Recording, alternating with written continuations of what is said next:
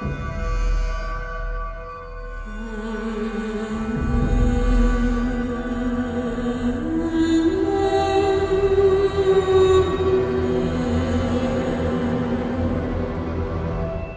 guys, Risque here, and welcome back to Dragon Age 2.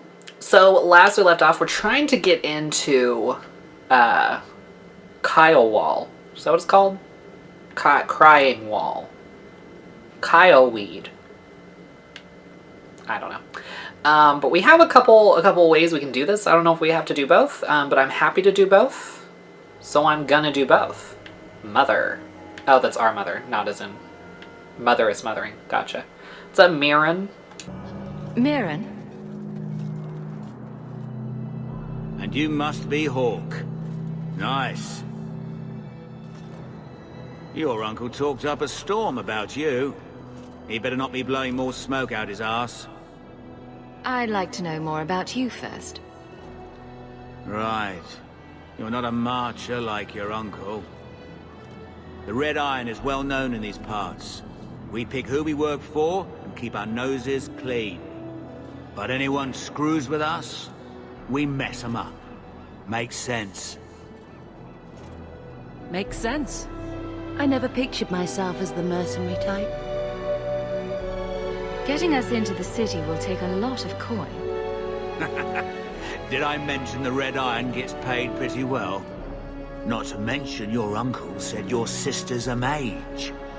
We're willing to pay for that. Does everyone know about us? Your sister's not in the circle yet.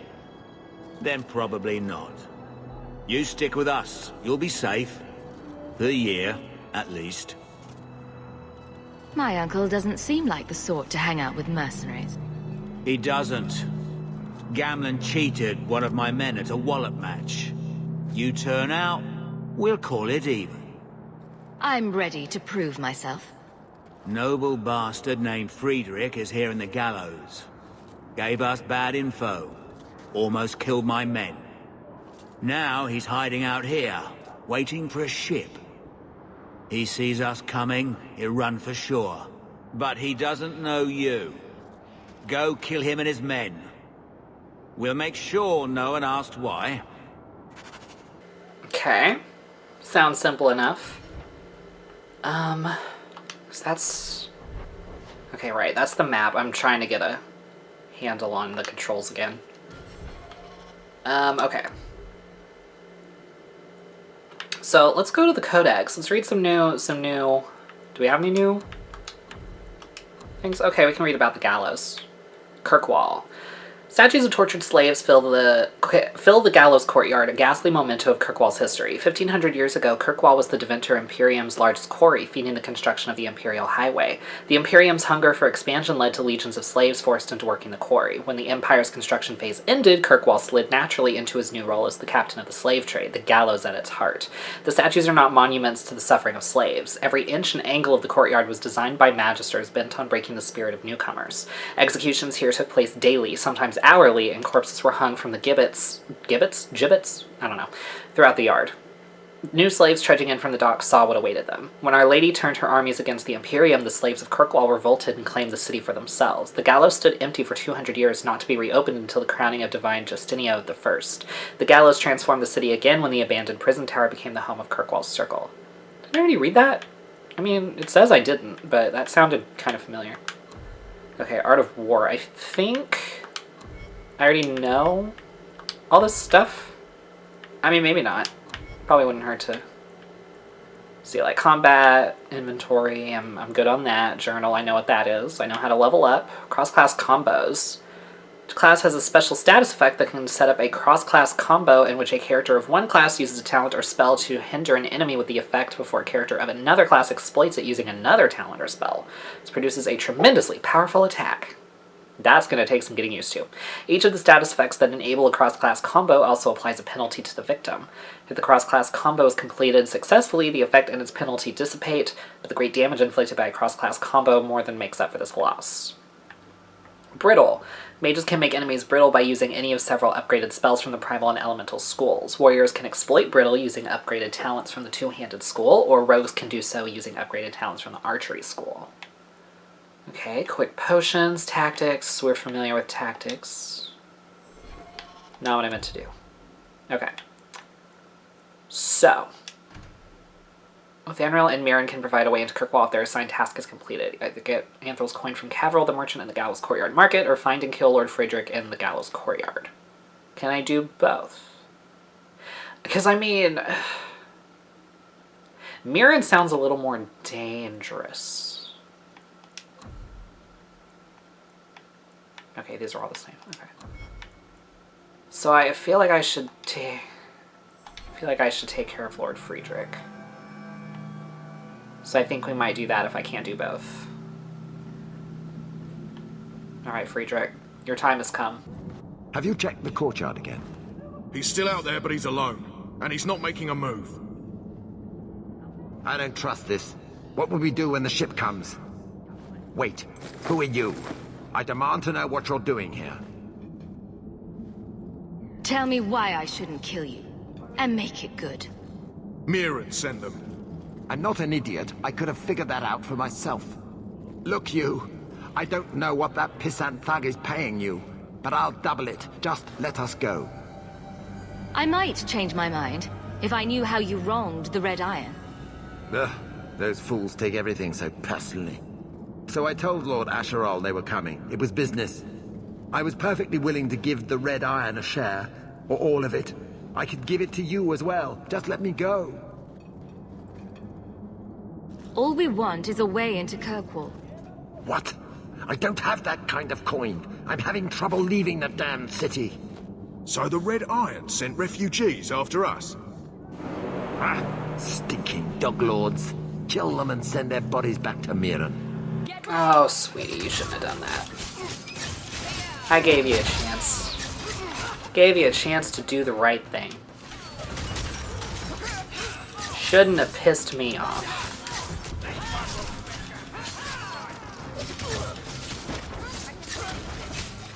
Yeah, I much prefer the combat in this game so far.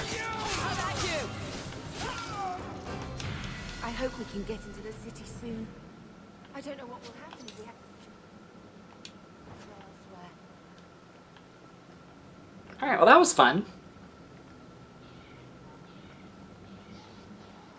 Yeah, I can't... Now that I've done that, I can't even do the merchant thing. Okay, good to know. It's done. Good. May the bloody vultures feast on his corpse and shit him into the ocean. Welcome to the Red Iron. Tell your uncle I'm making the arrangements now. Alright, that's what I like to hear. Oh, we can level up. Okay. Definitely add to strength. Definitely add to constitution. Definitely add to willpower. I want to up my stamina. Yeah. Okay, what should I do next? Should I do speed? Should I do precision? Should I even do one in a specialist? Should I do scoundrel? Activate the rogue stealth and moves to a targeted ally's side, appearing an instant later ready to render aid. Armistice. The rogue distracts all enemies surrounding a single party member, drawing them away from that ally and redirecting them toward whichever ally each considers the second greatest threat on the battlefield. Okay. Subterfuge. Stealth. The rogue fades from view, stalking the battlefield. Enemies immediately cease attacking the stealth rogue, although any action beyond movement will break the cover. Yeah. We're doing that. Oh, yeah. Okay, Bethany. Let's up your magic. Let's up your health. Let's up your mana.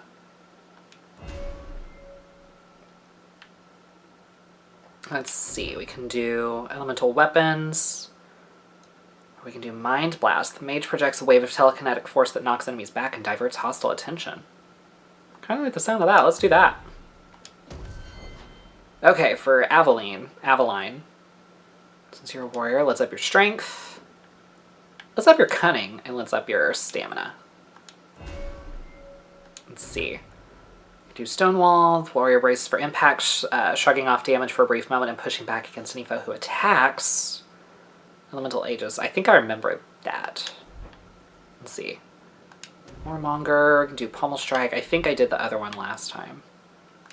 Let's see, Battle Master, we can do Rally. The warrior rallies fellow combatants, briefly boosting other party members' mana or stamina regeneration rates and lending them the benefits of might, control, turn the blade, or mental aegis if the warrior currently has one of those sustain modes active. Kind of like that. Yeah, let's do that. Alright, nice. Gamblin', you're gonna shit yourself with happiness. Any luck? It's done. I'll speak to Mirror and see when the bribes can be made. Wait here. Then we made it. The voyage is over. We'll see what happens when this debt is repaid. If only Carver were here with us. And Wesley.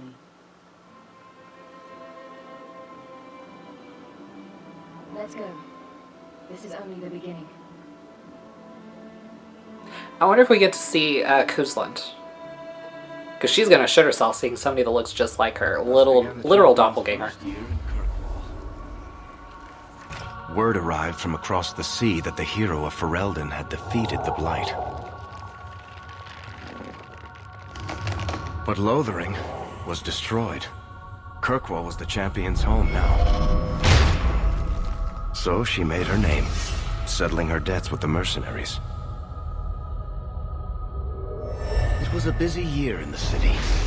That's when the Kunari landed. A great storm had caught their ship and left hundreds of warriors stranded in the city, waiting to return home. That's also when the trouble began with the mages. The Templars had become very powerful under Knight Commander Meredith. But, most importantly, that's when I first met the champion. Is one of the Kunari named Sten by any chance? Just wondering. Could be.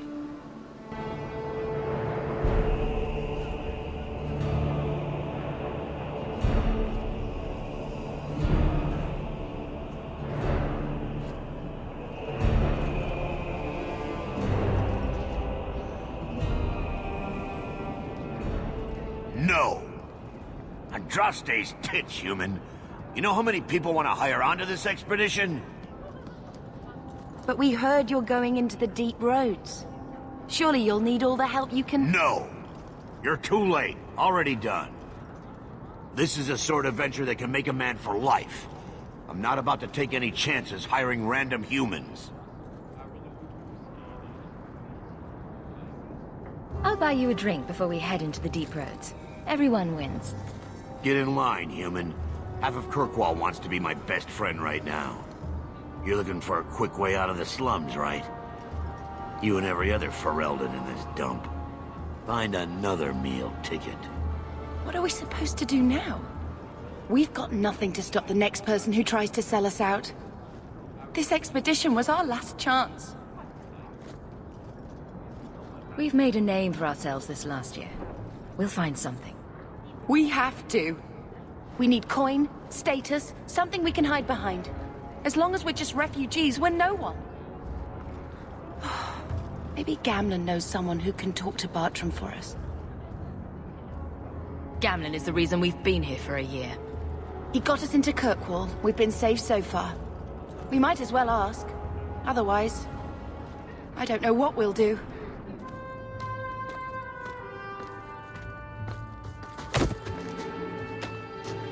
Hey!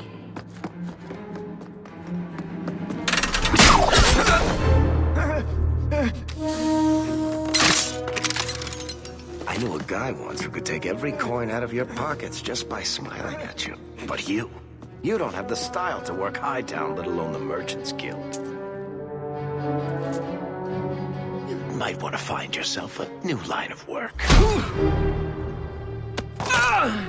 Off you go.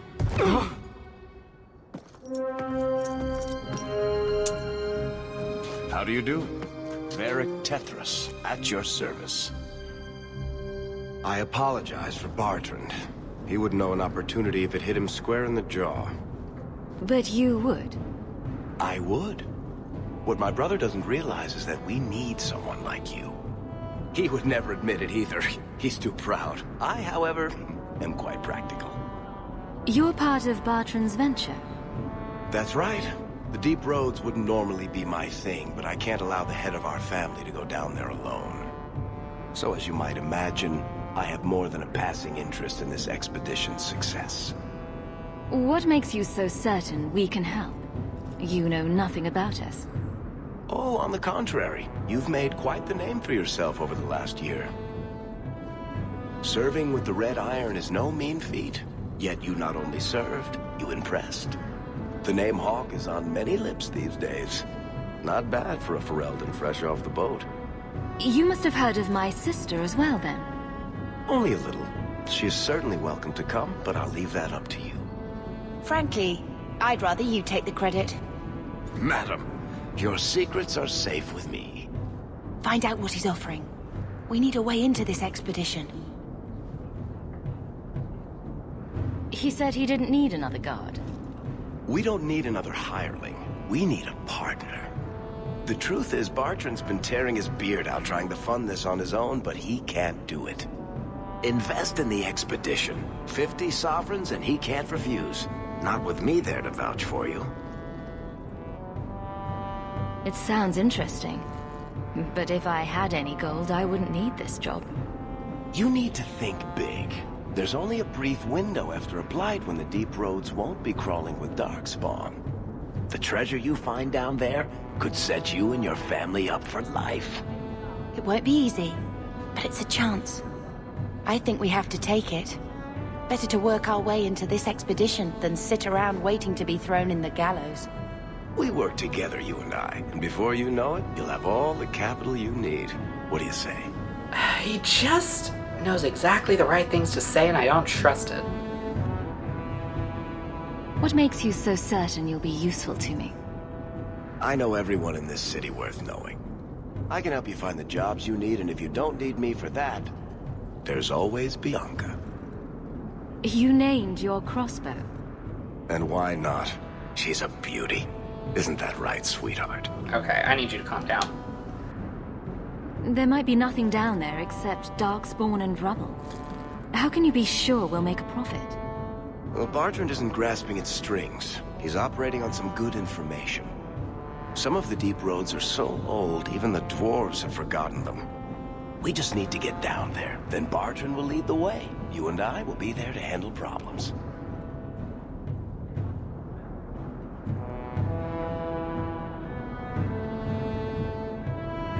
What's to stop you from taking my investment and running? You'll be traveling with the expedition, and I'll be at your side. If I cross you, you'll be the first one to know, and I'll be the last. You're asking me to take a lot on faith. You're asking for a guarantee? I don't know that I can give you one. Look, I know the Templars have been asking questions. How terrible would it be to get out of the city for a while? If this works out, you'll be wealthy enough that the Order won't be able to touch you. You need the coin, and I need your help. We need each other. I can't make it sound better than that. If this is a trick, you'll pay for it, dwarf. Wonderful. I'll take that as a yes. Kirkwall's crawling with work. You set aside some coin from every job, and you'll have the money in no time. Maybe Aveline can find us some work. She's got a position with the city guard now. We should talk privately when you get the chance. In the Hanged Man, maybe. I'll be there when I'm not with you. Now, let's go see what trouble we can stir up. Keep a hand on your coin, Hawke. All right. Versus in Hightown, than in the rest of the city combined. Okay. Let's go ahead and level him up. Okay, how many points we got? Oh. There we go. So, bursting arrow. Ooh, this arrow explodes on impact, showering the area and shrapnel on flame. Fuck yeah.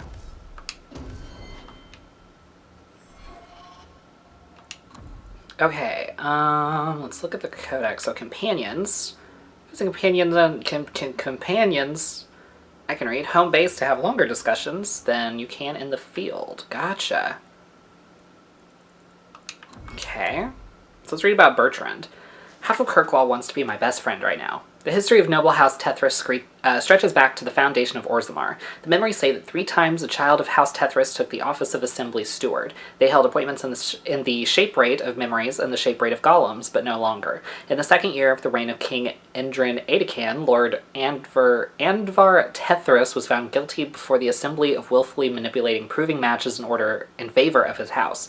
For this affront to the ancestors, he and all his house were sentenced to exile on the surface. Andvar died a mere 5 years later, leaving behind his lady Ilsa, 10-year-old Bertrand, and 2-year-old Varric. Exile, surface life, and the loss of her husband conspired against Lady Ilsa, who took to drink, leaving young Bertrand to manage what was left of House Tethras. By the time he was 15, Bertrand had doubled his family's fortune. The disgrace of House Tethras fueled his ambition, and his once noble title gave him an instant place among the Colnists, the old money elite of the Dwarven Merchants Guild. He used it to build alliances and business ventures as if he were a member of the Orzammar Assembly. By the time Lady Ilsa died, Bertrand had made the Tethras family one of the guild's most influential, but wealth and power on the surface couldn't sate him. He began to court alliances with the wealthiest descendant families, branching into banking and mercenary companies. Guild members mutter that nothing will satisfy Bertrand but a complete reconstruction of House Tethras' estate in Orzammar, down to the rivers of lava built in Kirkwall. That was a lot. Okay, let's read about Bethany. I was just hoping it would be different here in Kirkwall. We're not running away, we're coming home. Even growing up as an apostate has not dimmed Bethany's faith and sunny nature, though it has colored her view of the world. Bethany wishes above all else to be normal. She appreciates the trouble her family took to keep her out of the circle, but the running, hiding, and constant fear have taken their toll. Though she would never admit so to her mother, not after all she sacrificed to protect her, Bethany sometimes wonders whether she would be better off in the circle. At least there she would be with other mages, confident she'd be serving the will of the Maker and not defying a millennium of religious teachings. Still, her first loyalty is to her family. Despite her doubts, she gladly embraces her magic if it keeps them safe. She has a teasing rivalry with her twin Carver and greatly respects Risqué, as she should. The hero of Ferelden. The hero of Ferelden was the younger daughter of Bryce Cousland, Terran of Highever. When Aurendon House forces attacked Castle Cousland and murdered most of the Cousland family, the hero escaped to safety with Grey Warden Commander Duncan, who then recruited her into the Order. The hero fought and killed the Archdemon and lived to tell the tale. With the Archdemon gone, the Darkspawn ranks broke, and the Horde was easily routed. After ending the Blight, the hero of Ferelden took up the mantle of Warden Commander and began the task of rebuilding the Order in Ferelden, which y'all can go see all of that if you want to go watch my playthrough of that. 90 plus episodes, so if you like a long playthrough, there you go. Okay, let's read about Varric. I know everyone in the city worth knowing. Varric was born 3 years after his father's exile from Orzammar into the world of the Merchants Guild. The ancestors never spoke, and paragons were the heroes in tall tales. The number of dances a Kalna lady gave to a low-born ascendant boy were more pivotal than the reign of kings. While Bertrand ran the businesses and drove House Tethras ever higher up the social ladder, Varric looked after the family and their retainers. His mother, Lady Ilsa, suffered terribly from the trauma of her disgrace and exile, finding solace in liquor and smoke. It fell to her younger son to try to curb the worst of her drunken rages, to keep her from becoming a matter of public scandal, and to care for her when she fell ill from her excesses.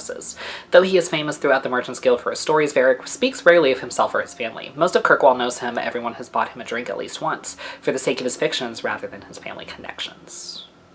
Alright. Let's see, we got more to read. Not in lore, not in places, not in creatures. Alright. Well, on that note, we're going to go ahead and end this episode here. Hope you guys enjoyed. If you did, please give it a thumbs up, subscribe, share this with your friends, hit the bell so you don't miss an upload, and I'll see you guys next time.